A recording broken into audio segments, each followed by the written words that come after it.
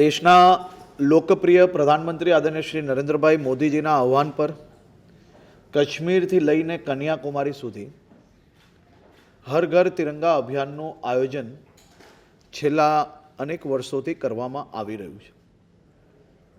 હર ઘર તિરંગા અભિયાન એ દેશના વીર જવાનો, દેશને સુરક્ષા માટે શહાદત આપનાર આપણા વીર જવાનો અને એમના પરિવારો માટે, અને સાથે સાથે બાળકોથી લઈને વૃદ્ધો સુધી દેશભક્તિની આ ક્ષણો અને ભવિષ્યમાં બી દેશ માટે અનેક કાર્યો લોકો કરે અને કરી શકે તે માટે પ્રેરિત કરતા આ હર ઘર તિરંગા અભિયાનને આ વર્ષે ગુજરાતમાં કુલ મલાવીને 70 લાખથી વધારે ઘરોમાં તિરંગાઓ લગાડવા અને તિરંગાઓના સન્માનમાં રાજ્યના સામાજિક સંસ્થાઓ, યુનિવર્સિટીઝ, સ્કૂલ અને ધાર્મિક સંસ્થાઓ, આ બધી જ સંસ્થાઓ દ્વારા આ કાર્યક્રમને વધુ આગળ પહોંચાડતા આ વર્ષે તિરંગા યાત્રાઓનું બી આયોજન કરવાનું નક્કી કરવામાં આવ્યું છે. દર વર્ષની જેમ આ વર્ષે બી ભારત પાકિસ્તાનની બોર્ડરોની સરહદોના ગામડાઓ હોય કે પછી મોટા શહેરો હોય, આ તમામ ક્ષેત્રોમાં તિરંગા યાત્રાઓનું આયોજન કરવા માટે સામાજિક સંસ્થાઓના ખૂબ મોટા પાયે જે કંઈ આયોજન છે એ કરી લેવામાં આવ્યા છે.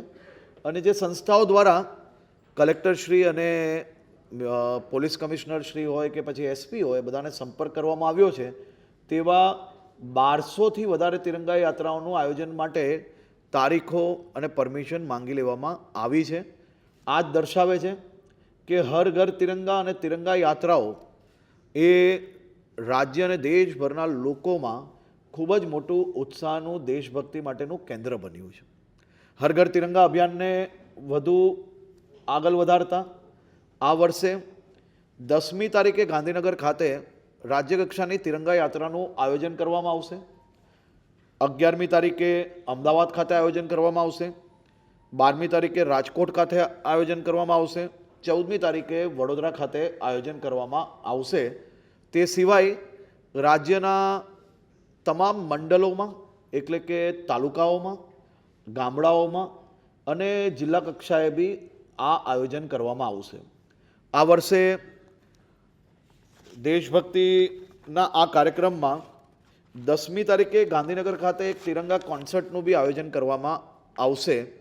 14મી તારીખે તમામ જિલ્લા કેન્દ્રો પર વિભાજન વિભીષિકાનો કાર્યક્રમ બી ખાસ કરીને 14મી તારીખે સવારે આનું આયોજન કરવામાં આવશે. તો તિરંગા યાત્રાની બધાને જ શુભકામનાઓ આપું છું અને તમામ સમાજોને, સામાજિક સંસ્થાઓને જે લોકો જાગૃતતા રાખી આટલા દિવસો પહેલાંથી આ પ્લાનિંગો કર્યા છે, એવી તમામ સંસ્થાઓને બી હું અભિનંદન અને આભાર માનું છું.